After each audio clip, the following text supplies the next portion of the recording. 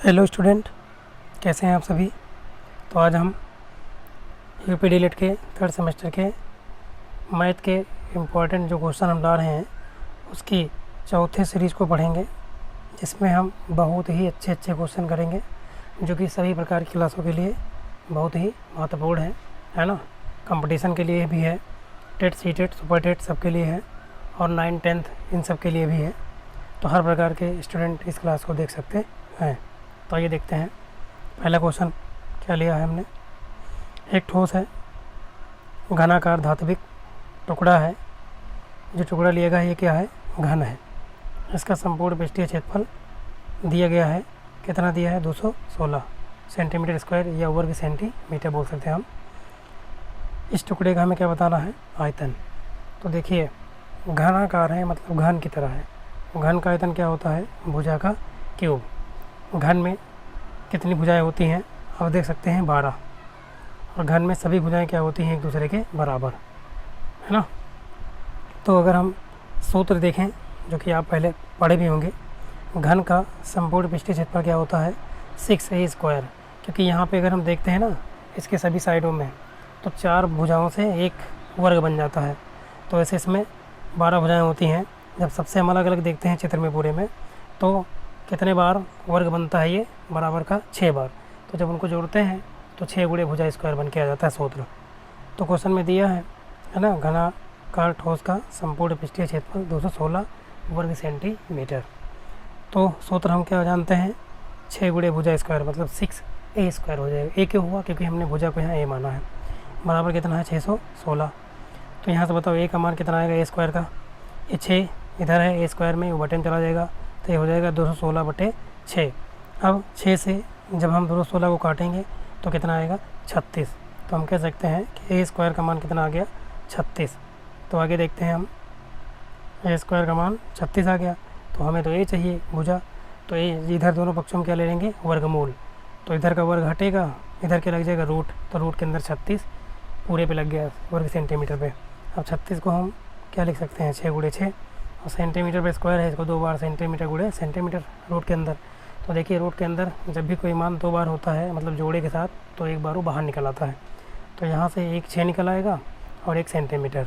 तो भुजा कितनी आ जाएगी हमारी, 6 सेंटीमीटर। अब अगर भुजा पता हो गई तो अब हम आयतन बता सकते हैं। इसलिए हमें क्या बताना है, ठोस का आयतन। ठोस कैसा है, घनाकार मतलब घन, तो घन का आयतन लग जाएगा। घन का आयतन क्या होता है, भुजा का क्यूब।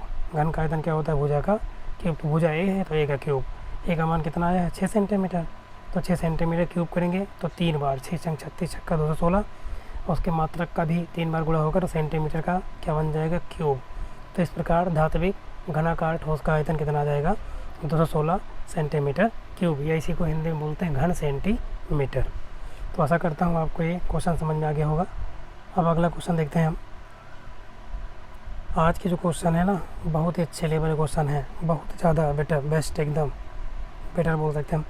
क्वेश्चन अगला है, एक समद्विबाहु है ना त्रिभुज के समान कोण तीसरे कोण से 4 गुना है, तो त्रिभुजों के तीनों कोणों का मान क्या होगा।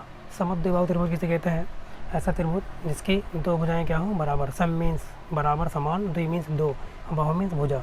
तो ऐसा त्रिभुज जिसकी 2 भुजाएं क्या हो, बराबर हो, तीसरी भुजा अलग होती है। देखिए चित्र में हमने दिखाया है यहाँ पे, ये देखो, ये वाली भुजा और ये वाली भुजा बराबर है।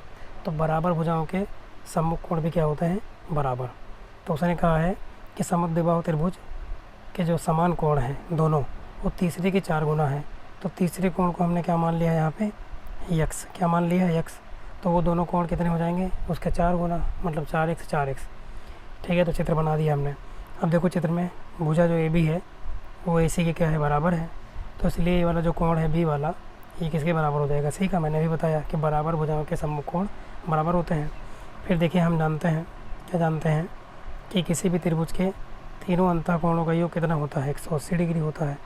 तो तीनों को जोड़ो आप, पहला कोण है x, चित्र में देख ले सकते हैं आप, और दोनों ये दोनों बराबर हैं, 4x 4x बराबर कितना, 180। जब जोड़ेंगे हम 4x 4x 8x और 1x 9x, तो 9x बराबर कितना दिया है, 180।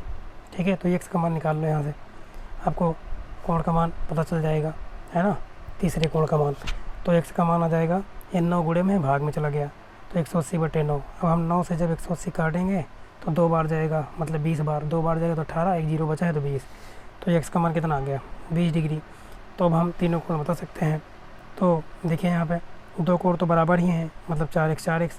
तो यहाँ पे x का मान जब 20 रखेंगे तो कितना आएगा, 80, और ये वाला 80, और तीसरा तो हमने x ही माना था, तो ये कितना आ जाएगा, 20 डिग्री।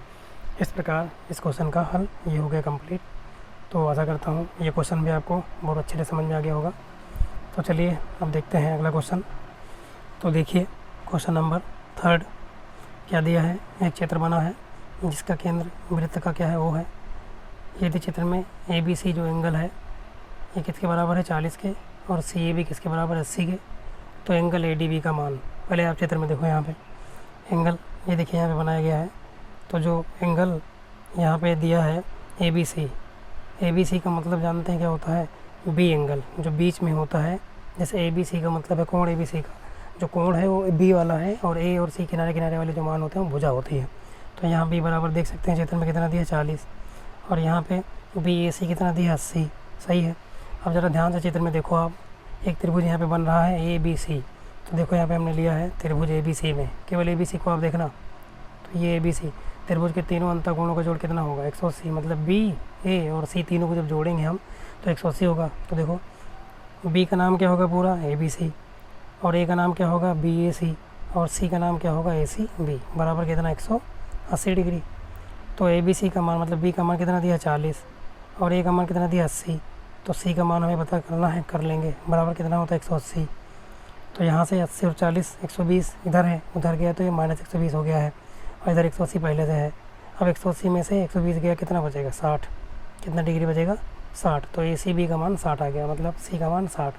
तो देखिए ये जो C कोण है ये वाला D कोण के क्या होगा, बराबर। क्यों होगा, क्योंकि एक ही वृत्त खंड के कोण क्या होते हैं, बराबर होते हैं। ये एक ही चाप द्वारा बनाए गए दोनों कोण हैं परिधि पर, ठीक है, तो ये बराबर होते हैं। तो हम कह सकते हैं कि जो एंगल ADB होगा है ना, वो ACB के ही बराबर होगा, और ACB का मान कितना है, 60, तो ADB का मान भी कितना आ जाएगा, 60 डिग्री। तो आशा करता हूँ आपको ये वीडियो पसंद आ रहा होगा और ये क्वेश्चन भी अच्छे से समझ में आ रहे होंगे। तो चलिए अगला क्वेश्चन लेते हैं अब हम। आज के जो क्वेश्चन है ना बहुत ही महत्वपूर्ण है, बहुत ज़्यादा।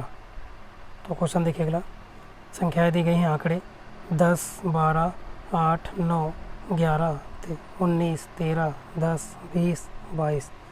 इसके हमें क्या बताना है, माध्यिका मतलब मीडियन बताना है हमें।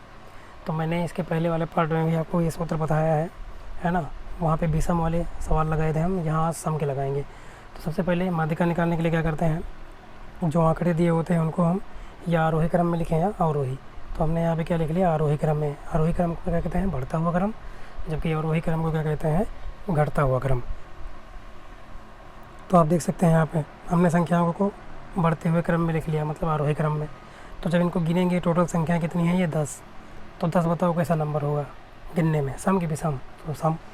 अब जब सम है तो ये देखिए ये सम के लिए सूत्र होता है बड़ा सा, अभी हम आपको ट्रिक से भी पढ़ाएंगे, पहले आप इसको देखिए है ना सूत्र से। तो ये होता है, याद कर लेंगे आप, सम पदों के लिए माध्यिका का सूत्र होता है n/2 वे पद का मान प्लस n/2 यहाँ पे अलग है, और +1 वे पद का मान, और पूरे का बटा क्या होता है, 2। तो यहाँ मान रखो। अब आप देखो यहाँ पे हमने मानों को रखा है, n का मान कितना है, 10, तो 10/2 वे पद का मान, इधर 10/2 +1 वे पद का मान, और इस पूरे का बटा कितना है, 2 यहाँ पे दिया, ठीक है। अब 10 को जब 2 से काटेंगे तो 5 आएगा, 5वां पद, यहाँ काटेंगे तो 5 आएगा, लेकिन एक और भी है तो 5 एक 6वां पद बन जाएगा।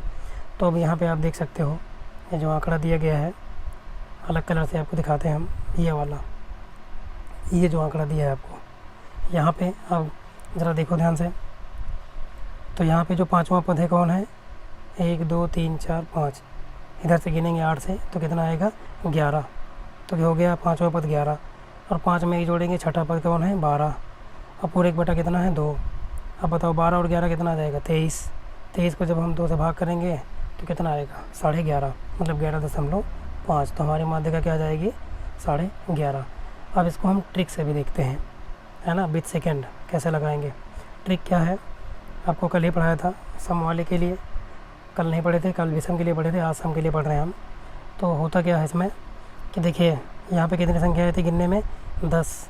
तो 10 में क्या हो गया, 4 इधर निकाल देंगे, 4 इधर निकाल देंगे, और बीच में जो बचेंगे 2 मान है ना, बराबर निकाल लो दोनों तरफ, जो बचे उसका आधा कर दो इसमें, क्योंकि विषम में एक ही पद बचता है तो वही उत्तर होता है, लेकिन यहाँ 2 पद बचते हैं तो इसलिए उसका हमें एवरेज निकालना पड़ता है, औसत, तो आधा कर देते हैं हम। तो यहाँ पे देखिए सही से लिखने क्या है, ये था 12 यहाँ पे, ये क्या था 11, तो 11 और 12 कितना 23, 23 बटे क्या 2, और 23 बटे 2 का मतलब क्या है 11.5, तो उत्तर तो ही आएगा। ये विथिन सेकेंड लग गया ये सवाल। तो चलिए अब हम आगे देखते हैं अगला क्वेश्चन। तो ये देखिए भैया, ये क्वेश्चन बहुत इंपॉर्टेंट है, ये क्लास 9th में भी है, 10th में भी है, और टेट सीटेट में पूछ सकता है सवाल, है ना।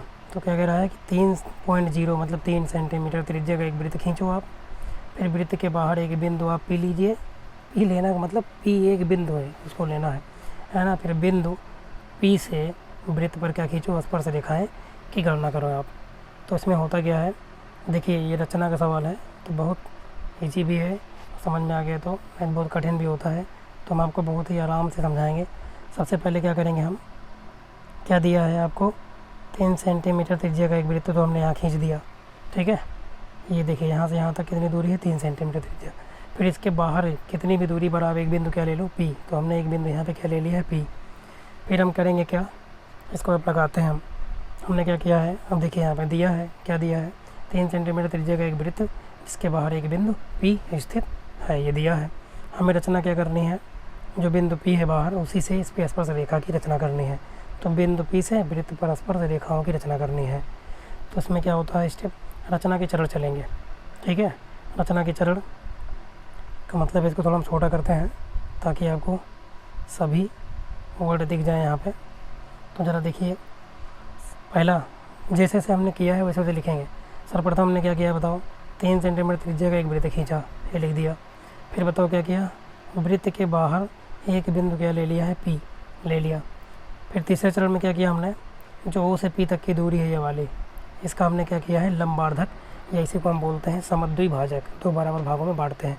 कैसे बांटा जाता है, तो अगर हमें ओ पी का लंबार्धक करना है तो क्या करेंगे, हम लेंगे प्रकार, प्रकार में फंसाएंगे पेंसिल। तो पहले बिंदु ओ पर रखेंगे प्रकार, है ना, पेंसिल को ओ से पी तक से आधी दूरी लेकर, आधे से अधिक दूरी लेकर खींचेंगे, चाप लगाएंगे, जैसे यहाँ पे हमने लगाया ये ऊपर और ये नीचे।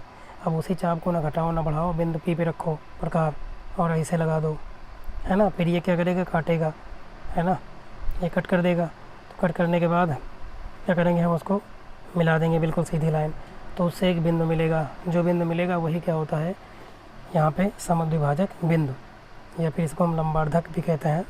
यह मिल जाएगा, यहाँ पे क्या है चित्र में यम मिला है, ठीक है, यम मिल गया। तो अब देखिए अगला स्टेप, यहाँ पे ओपी का हमने मिलाया है, फिर ओपी के क्या किया समद्विभाजक या लंबार्धक, जिससे हमें एक समद्विभाजक बिंदु क्या मिला, एम मिला है, चित्र में देख सकते हैं आप। फिर हम क्या करेंगे, यम को केंद्र मानेंगे और यम से ओ तक दूरी ले लें, चाहे यम से पी तक, क्योंकि दोनों तरफ बराबर है अब। तो यम को केंद्र मानकर ओ एम त्रिज्या लेकर एक वृत्त खींचा, जो कि पहले वाले वृत्त को कहाँ कहाँ काट रहा है, चित्र में देखो बिंदु ए पर और बिंदु बी पर, देखो यहाँ पे ये बिंदु ए है और यहाँ पे ये बिंदु बी है, इस पर काट रहा है, ठीक है, इसने कट किया। उसके बाद क्या करेंगे अब हम, उसके बाद हम करेंगे कि पी से ए को, आप चित्र को देख लेना दोबारा से, है ना, पीछे करके बिंदु पी से जो है बाहर है उससे ए को मिला देंगे जहाँ पे उसने परिच्छेद किया, और बिंदु बी को पी से मिला देंगे, और जब मिलाएंगे तो पी ए और पी बी आ जाएगा। यही क्या होगी हमारे वृत्त की स्पर्श रेखाएं।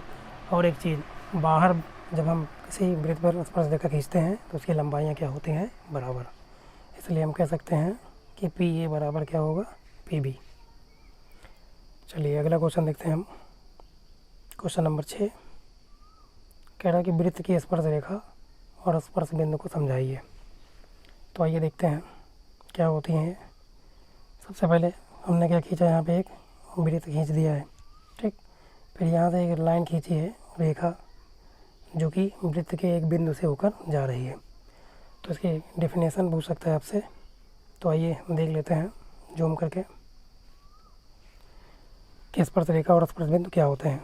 तो एक ऐसी रेखा जो वृत्त को ठीक एक बिंदु पर क्या करे, परिच्छेद, जैसे देख रहे हो यहाँ पे एक रेखा जो यल है जा रही है सीधी, है ना, ये बिंदु बी पर क्या कर रही है, परिच्छेद कर रही है। तो जो ये बिंदु है ये बिंदु तो स्पर्श बिंदु कहलाएगा, और जो रेखा जा रही है एक बिंदु से वो स्पर्श रेखा कहलाती है। तो अब हम अगला क्वेश्चन देखते हैं, क्वेश्चन नंबर 7। क्या दिया है, निम्नलिखित बारंबारता बंटन का बहुलक ज्ञात कीजिए। तो देखो पद दिए गए हैं 12, 16, 20, 24 और 28। बारंबारता इनकी कितनी दी गई हैं, 3, 8, 26, 6, 3।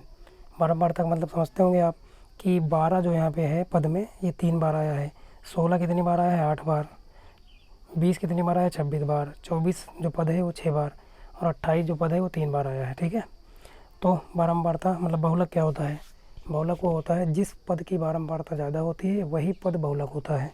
तो ज़रा चित्र में देखो यहाँ पे, तो इसमें जो 20 जो पद दिया गया है इसकी बारंबारता सबसे ज़्यादा है, मतलब 20 जो है ये सबसे ज़्यादा बार आया, कितनी बार 26, इसलिए बहुलक क्या हो जाएगा 20। 26 नहीं होगा, 26 तो बारंबारता है ना, पद ही जो है बहुलक होता है जो ज़्यादा बार आया होता है। 26 इसकी बारंबारता है, तो उत्तर हमारा क्या हो जाएगा 20।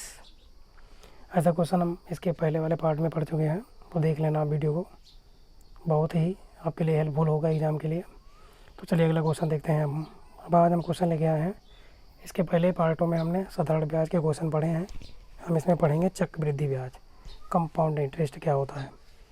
तो क्वेश्चन दिया है 5,000 रुपये का 10% वार्षिक ब्याज की दर से 3 वर्ष का क्या बताना है हमें, चक्रवृद्धि ब्याज बताना है, CI कंपाउंड इंटरेस्ट। तो देखिए सबसे पहले सूत्र आपको पता होना चाहिए कि CI बराबर हो चाहे SI बराबर क्या होता है, मिश्र धन माइनस मूलधन। मिश्र धन को इंग्लिश में अमाउंट बोलते हैं, है ना। मिश्र धन क्या होता है, जब हम मूलधन में ब्याज को जोड़ देते हैं। ठीक है, तो चक्रवृद्धि जब ब्याज निकालना होगा तो मिश्र धन में से मूलधन को हम घटा देंगे। मिश्र धन को अमाउंट बोलते हैं, मूलधन को प्रिंसिपल P से दिखाते हैं। तो चलिए सूत्र क्या होता है, ये सूत्र है, इसको आप याद कर लेना चक्रवृद्धि ब्याज निकालने का। इससे अमाउंट निकलता है मिश्र धन, बाद में हम क्या करते हैं इसी अमाउंट में से प्रिंसिपल को घटा देते हैं तो CI निकल आता है। तो सूत्र पे रखो A बराबर P ब्रैकेट में 1 + R/100 to the power n। n क्या है, समय है जितने साल के लिए है, R क्या है, रेट है मतलब ब्याज है, P क्या है मूलधन, और ये क्या है मिश्र धन।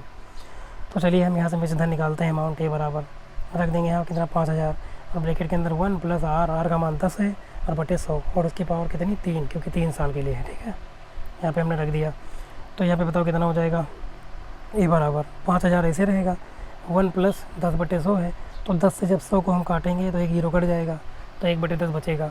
अब बच गया ये ब्रैकेट के अंदर 1 + 1/10 बचा है। तो बताओ 10 1 कम 10, 10 और 1 11 हो जाएगा अंदर, 11/10, और ये कितनी बार है 3 बार, 3 पावर 3 बार हो जाएगा। तो A बराबर क्या हो जाएगा 5,000 हमने वैसे लिख दिया। अब इसको चाहे आप 3 बार गुणा कर लो चाहे 3 बार लिख दो, तो हमने इसको 3 बार लिख दिया है, 11/10 × 11/10 × 11/10। अब यहाँ हुआ क्या है, एक 0 से 1 0 कट गया, यहाँ पे ये वाले दूसरे 0 से दूसरा 0 कट गया, और ये तीसरे 0 से तीसरा 0 कट गया, नीचे के सभी 0 ख़त्म, नीचे 1 × 1 × 1 बचा, तो नीचे तो 1 आ गया, ऊपर 11 × 11 जब करेंगे हम, 11 ग्राम होता है 121, 121 का जब 11 से गुणा करेंगे 1331 आएगा। तो आ जाएगा हमारे पास 1331 और गुणे 5, और जब 1331 को 5 से क्या करेंगे हम गुणा, तो देखिए कितना आएगा हमारे पास आ जाएगा 5 एकम 5, 5 तिया 15 के 5 हासिल 1, 5 तिया 15 के 16 हासिल 1, 5 एकम 5 और 1 6। तो मिश्र धन कितना आ गया 6655। तो अगर इसमें चक्रवृद्धि मिश्र धन पूछा होता तो हमारा उत्तर तो यही आ जाता, लेकिन हमसे ब्याज पूछा है, कंपाउंड इंटरेस्ट चक्रवृद्धि ब्याज। तो बताइए क्या हो जाएगा, चक्रवृद्धि ब्याज बराबर होता है मिश्र धन माइनस मूलधन, मतलब amount minus principal, A minus P। A का मान 6655 है और इसका मान कितना है 5,000 ये दिया है, तो घटा देंगे तो कितना आएगा 1665 रुपये। तो हमारा जो चक्रवृद्धि ब्याज है वो कितना आ गया 1665 रुपये है। तो चलिए अगला क्वेश्चन देखते हैं अब हम। आप देख सकते हैं ये क्वेश्चन भी सेम वही क्वेश्चन है, ताकि आपका रिवीजन हो जाए बढ़िया से। कह रहा है कि ₹400 का 5% वार्षिक ब्याज की दर से 2 वर्ष का चक्रवृद्धि ब्याज ज्ञात करें। तो देखो यहाँ पे ये नोट आप पढ़ लेना, ये देखो मैंने जो भी बोला था वही यहाँ पे सब लिख के दिखाए हैं हम आपको, कि A बराबर अमाउंट है मतलब मिश्र धन, P बराबर प्रिंसिपल मतलब मूलधन, R बराबर रेट मतलब दर कितनी % है, और N बराबर टाइम मतलब समय।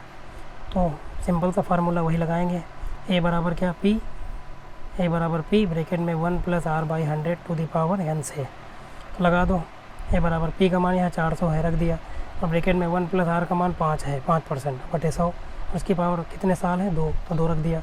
5 से 100 को भाग करेंगे तो 20 आएगा नीचे। कितना आएगा, 20। अब बताओ 20 एक कम 20, अंतर गुणा कर लेंगे ब्रैकेट में। 20 एक कम 20 और इधर 1 बचा है तो 21, 21 बटे 20 हो जाएगा। और बाहर कितना है, 400 ऐसे रहेगा। तो 21 बटे 20 का पावर 2 हो जाएगी, क्योंकि 2 साल है। अब चाहे हम 2 बार लिखें चाहे गुणा कर लें अंदर, तो हमने 2 बार लिख दिया। 400 को ऐसे लिखा, 21 बटे 20 को लिखा एक बार, और 21 बटे 20 को दोबारा लिख दिया। अब एक जीरो से यहाँ से एक जीरो कट गया, और ये वाला दूसरा जीरो से दूसरा जीरो कट गया।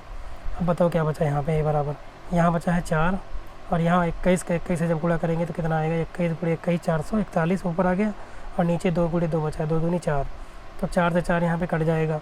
अब बचा कितना, 441। तो हमारा जो मिश्र धन है वो कितना आ गया, 441 रुपये। लेकिन हमें बताना क्या है, ब्याज।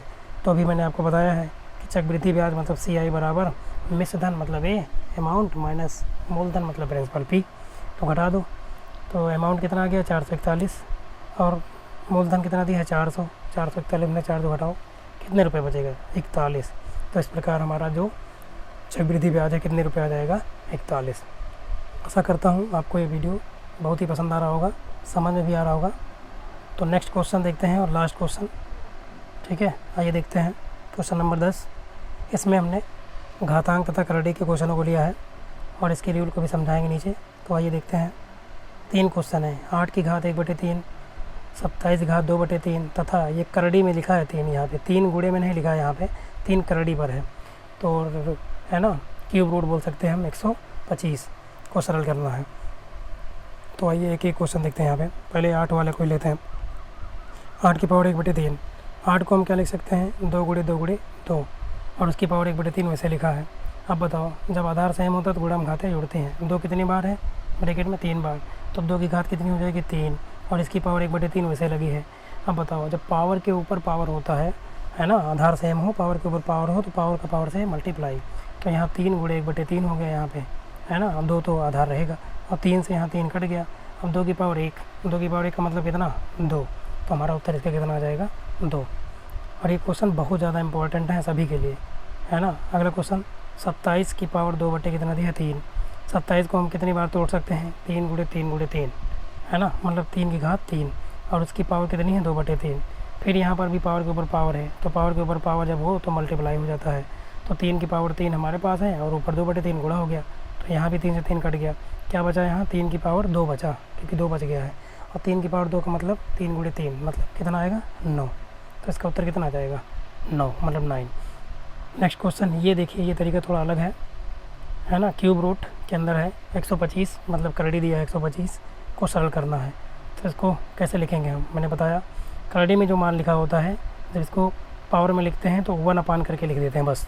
अगर 4 लगा होता है 1/4, 3 लगा तो 1/3, और जो 2 होता है वो लगा नहीं होता, इसमें दिखता नहीं।